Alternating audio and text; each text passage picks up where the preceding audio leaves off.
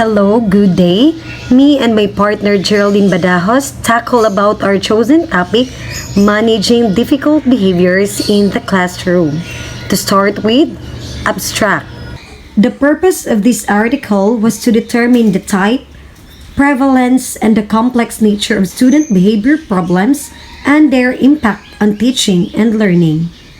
Data indicated that insubordination was the most frequent referral reason, followed by disruption of school or class activity for both regular and special education students.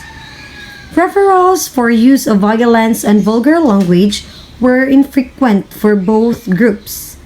More referrals were issued to males, 74% regular and 91% special education than girls. Parental and school factors that contribute to student behavior problems are suggested, and intervention and prevention strategies that have been successful in similar cases are discussed. The challenges of managing student behavior problems in the classroom. The management of disruptive behavior problems is a familiar concern for many schools. In recent years, behavior difficulties in schools have increased. Teachers seems to be unprepared to deal with the problem, and the standard classroom management strategies teachers rely on do not appear to be working.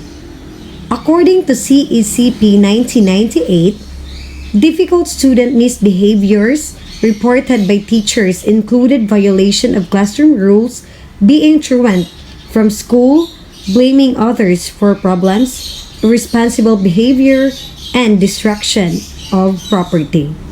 Student behavior problems and teacher frustration, particularly in the middle schools, are such that Tobin and Sugay, 1996, suggest that more resources are needed to determine which students need additional services and what type of services.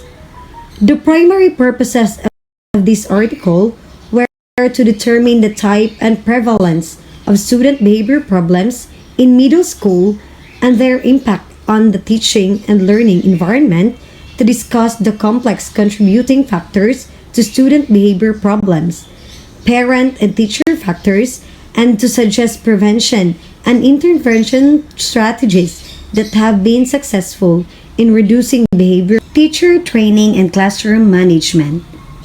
Teachers report that they have not had adequate training on how to handle special education students, and they do not have adequate support services and assistance in dealing with special education students.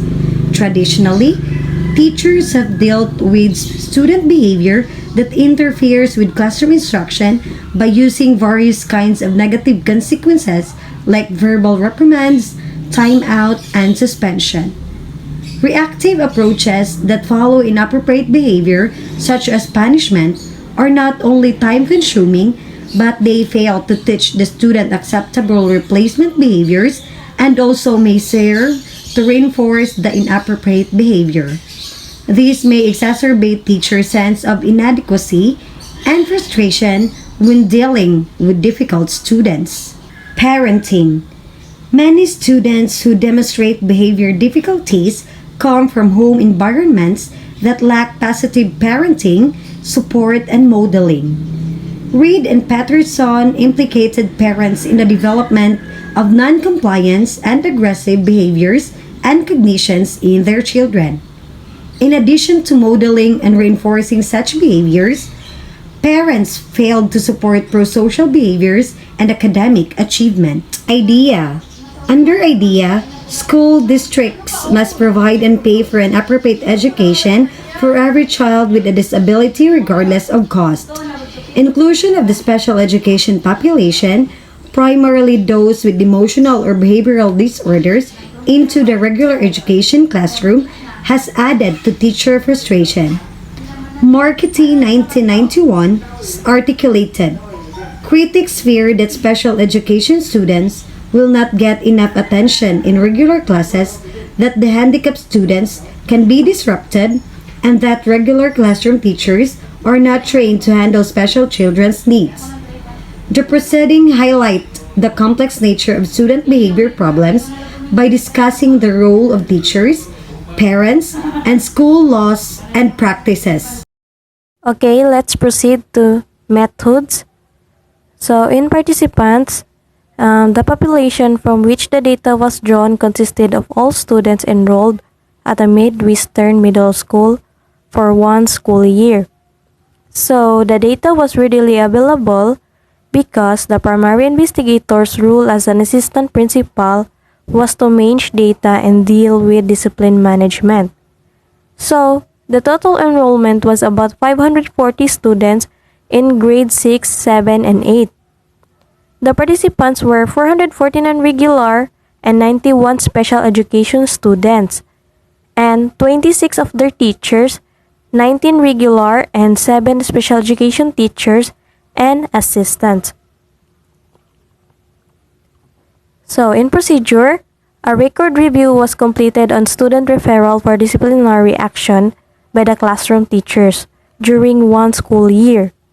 So first, following the school disciplinary code and reflecting the literature on behavior problems in schools, referral reasons were tallied using the following categories: aggressive behavior, use of violence, vulgar language, incident exposure, disruption of school or class activity, smoking, vandalism, or other behavior problems on the school bus.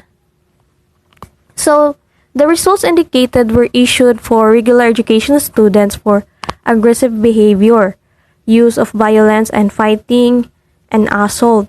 So, for 15% and only 5% for special education students. Under the category of vulgar language, 2% and 4% of the referrals were written for regular and special education students, respectively. So second, gender differences, frequency of referrals by teachers, administrative disciplinary decisions. So for example, out of school suspension and in school restriction, expulsion or alternative school, and the frequency of referrals per class period by grade were examined. So the purpose of this study were to share our experiences and current referral data upon determining the prevalence and type of student behavior problems in the classroom and the impact on teaching and learning. So both regular and special education groups had higher referrals than anticipated, indicating the need to be proactive in addressing disruptive behaviors and around the school. It is no surprise that school teachers are frustrated and stressed. So, issuing a referral for disciplinary action is a form of punishment, and so, as Cantor and Cantor in year 1993 suggested that punishment does not teach a student acceptable replacement behaviors and may reinforce inappropriate behaviors. So, further, insubordination was the most frequent reason teachers gave for referring students, followed by disruption of school or class activity. So the results suggest that presence of less than positive classroom environment and student and teacher interaction, that the research is conclusive that the approach to behavior management most likely to succeed is positive reinforcement and prevention, where the teacher thinks about, anticipates, and plan for potential problems before they occur. Unfortunately, explanatory study on strategies for school discipline and conclude that positive approaches such as praise, modeling, contracting, group contingencies, and social problem solving were much less common. Further, he noted that students with externalizing discipline problems receive more punitive and controlling disciplinary actions. That the importance of positive environment was further echoed by Garthel in 1995, who suggested that such orientation aims at establishing a nurturing learning environment by implementing positive approaches for intervention. It is imperative that teachers are well trained to understand the principle of learning and effective implementation of behavior management. So, it appears that being removed from the classroom or the social may have served as escape, positive reinforcement for students to continue to engage in behaviors. So students begin to look external rewards, lowering intrinsic motivation. To address such concern, drawing from the school learning theory and research, the social cognitive approach to self-discipline has successfully taught students self-management skills. Also, Jensen and Reeves and Rode in 1998 suggested that the students will need to depend less on the teacher for guidance, reinforcement, and control. Also begin to become an active participants in their own improved performance and perceive themselves as more competent. So it was encouraging to note that the occurrences of behavior problems appeared to decrease for both special and regular education categories as students move up in grades from 6 to 8. Although many variables may account for this change, maturity may be one of them. So the implication of study is the assessment and intervention of student behavior problems must be viewed as complex. It is imperative that schools support prevention and intervention efforts that could include training for parents and teachers, the use of positive reinforcement, social cognitive problem-solving skills, training for students, and mentoring. So this article suggests that behavior problems among middle school students are at an all-time high. Teaching and learning is often compromised, and the cause of difficult behaviors is complex and multi-level. So that's all. Thank you for listening.